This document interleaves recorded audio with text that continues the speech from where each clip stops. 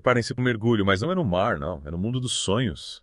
E olha, não tô falando só daqueles que a gente tem dormindo, não. É isso aí. Hoje a gente vai explorar como os sonhos, mesmo aqueles inventados, aqueles da literatura, podem revelar verdades profundas sobre nós mesmos. E para nos guiar nessa aventura, a gente tem o mestre da psique humana, Machado de Assis. E para iluminar ainda mais esse labirinto psicológico, vamos ter a companhia da análise do Carlos São Paulo. Ah, ele é expert em decifrar a linguagem dos sonhos na literatura. Exatamente. E acredite, as descobertas são de surpreender.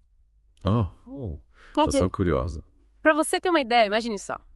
Uma jovem viúva, rica, linda, presa a uma promessa que a impede de amar de novo. É a Genoveva, personagem do conto Um Sonho, e do sonho. Machado usa os sonhos dela para mostrar os conflitos da alma, né? Incrível. E esses sonhos não são só devaneios, não. São janelas para o inconsciente, cheios de simbolismo. E o cara do São Paulo nos ajuda a decifrar tudo isso. Cada detalhe, cada imagem, cada sensação. Um mergulho na psique humana. Mas antes da gente se jogar nos sonhos, vamos conhecer a Genoveva. Uma viúva de 24 anos, 3 anos de viuvez e uma promessa. Meu pai se casar.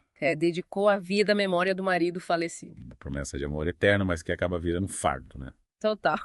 É como se ela estivesse presa num ciclo de luto sem conseguir seguir em frente. E aí entra o tal do complexo, que o Carlos São Paulo explica, né? Isso, na psicologia de Jung, o complexo é tipo uma fixação. Uma ideia que domina a mente e trava o desenvolvimento da pessoa. No caso da Genoveva, essa promessa vira um complexo que a aprisiona. É como se ela usasse promessa como armadura, sabe? Se protegendo da dor, mas se isolando do mundo. Se fechando para o amor, para a felicidade. E é nesse cenário que entra o Oliveira, um advogado. Que trabalha para a mãe dela, né? Discreto, sentiu. E ele vai conquistando a confiança dela aos pouquinhos. Sem nunca confrontá-la sobre a promessa interessante, né? Ele age como um bom terapeuta. Só que não adianta arrancar uma crença à força, né? Tem que criar um ambiente de confiança para que a própria Genoveva questione as próprias ideias. E essa sutileza é fundamental, Ah. porque quando a Genoveva começa a se abrir para o Oliveira que ela tem o primeiro sonho. Perturbador. Ela encontra o marido falecido. Vestido como um do dia do enterro. Um lugar estranho, sem forma definida, típico de sonho, né? Essa falta de definição já indica o estado emocional dela, né? Perdida, sem rumo. Exato. E o marido, que deveria ser uma figura de conforto, vira um fantasma. A confrontando com os sentimentos dela. E ele é convido para uma valsa, mas a dança é sinistra, sabe? Representando a angústia dela. E ele ainda pergunta se ela ainda o ama, insinuando que já existe outro no coração dela. Aí a Genoveva fica perturbada. Demais. E a valsa, que normalmente é símbolo de romance, aqui vira um instrumento de tortura. É como se ela estivesse dançando com a culpa, com medo de trair a promessa. Nossa, que forte. E o sonho não dá respostas, né? Ela nega amar outro, mas a dúvida fica. E ao acordar, ela se sente confusa, dividida entre a lealdade ao marido e os sentimentos pelo Oliveira. O sonho mostra o conflito interno dela, né? O desejo de seguir em frente versus a culpa que aprende ao passado. É como se o inconsciente usasse o sonho para dar um toque, sabe? Mostrar a necessidade de encarar os medos e vontades escondidas. A Genoveva começa a ver Oliveira de outro jeito. Um porto seguro, um escape. Mas essa busca pela liberdade não vai ser fácil. Ainda tem muito a ser revelado nos sonhos dela e nas entrelinhas do Machado. Verdade. E aí, gente, de volta ao nosso mergulho no conto Um Sonho e Outro Sonho. A gente viu como o primeiro sonho da Genoveva deu uma sacudida nela, né? Mostrou os conflitos, a promessa que aprendia, os sentimentos pelo Oliveira. Um recado do inconsciente. Acorda, menina, tem vida lá fora. Ah, não. É como descascar uma cebola.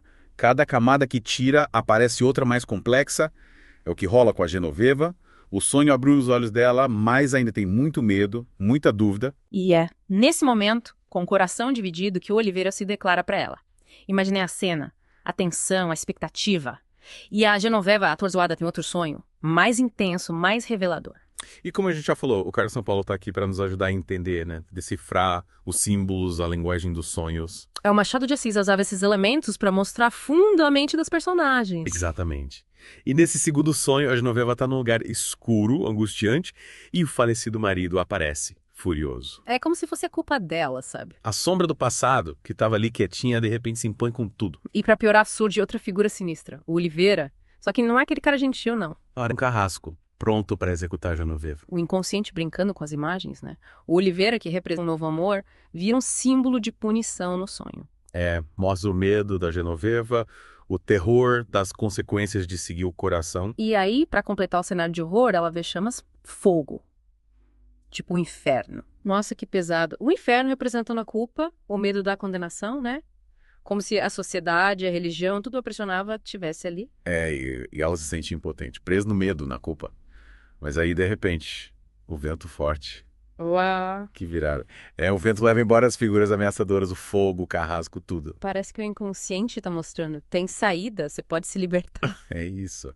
E a Genoveva sente um alívio, uma liberdade que nunca tinha sentido. Quando acorda, ela tá diferente. O sonho deu a chave pra ela sair da prisão. Ela entendeu. A promessa não pode ser um peso, impedir ela de viver, de amar. Essa transformação é um passo importante na jornada dela, né? E você, que tá ouvindo a gente, já parou pra pensar quais são os complexos que te prendem? As promessas, os medos que te impedem de viver de verdade? Boa pergunta. E para te ajudar a pensar nisso, a gente vai continuar analisando o conto do Machado na próxima parte. Fica com a gente. De volta para a última parte do nosso mergulho no Sonho e Outro Sonho do Machado. Com a ajuda do Carlos São Paulo, claro. Se você está chegando agora, volta lá no começo para entender tudo, hein? É isso aí, a gente já viu os sonhos da Genoveva, a promessa, o amor, a libertação. Uf, que jornada. E agora, com a mente mais tranquila, a Genoveva toma uma decisão. Que decisão. Ela resolve se casar com Oliveira, desafiando tudo e todos. As convenções, a promessa. Corajosa ela, hein? Mas e aí, será que agora ela vai ser feliz pra sempre? Essa é a questão, né? No Crachado Mestre da Ironia, deixa a gente no ar, o conto termina com o casamento. Mas a gente não sabe o que se passa na cabeça dela depois, né? Exato, as dúvidas, os arrependimentos. E essa mágica do Machado, né? Ele faz a gente pensar, será que vale a pena? Quais as consequências das nossas escolhas? E a busca pela felicidade, né? É eterna. O quê? A linguagem simbólica do Machado. Tudo tem significado. A valsa sinistra, o lugar estranho do sonho, o Olhora Carrasco, o fogo. Nossa, é verdade. Tudo isso mostra os medos, as culpas, os desejos da Genoveva. E a gente pode usar essa análise para entender a gente também, né? Que promessas nos prendem? Que tipo de inferno a gente cria para si mesmo? A gente tem que olhar para dentro, né? Encarar nossos complexos, como dizia o Jung. É um processo, né? A gente nunca para de se descobrir. E a Genoveva rompendo a promessa e seguindo o coração é uma inspiração, né? Total, ela mostra que a gente pode desafiar as regras, buscar a felicidade, mesmo que dê medo. E como o Carlos São Paulo disse, a jornada dela não acaba no casamento. É só um novo capítulo cheio de surpresas e desafios. Verdade. E chegamos ao fim do nosso mergulho em Um Sonho e Outro Sonho. Esperamos que vocês tenham gostado da viagem. E que as reflexões sirvam de inspiração para vocês desvendarem a própria mente. Lembre-se, os sonhos, mesmo os da ficção, podem revelar muito sobre nós. Até a próxima e continue mergulhando fundo no conhecimento, na arte, na vida.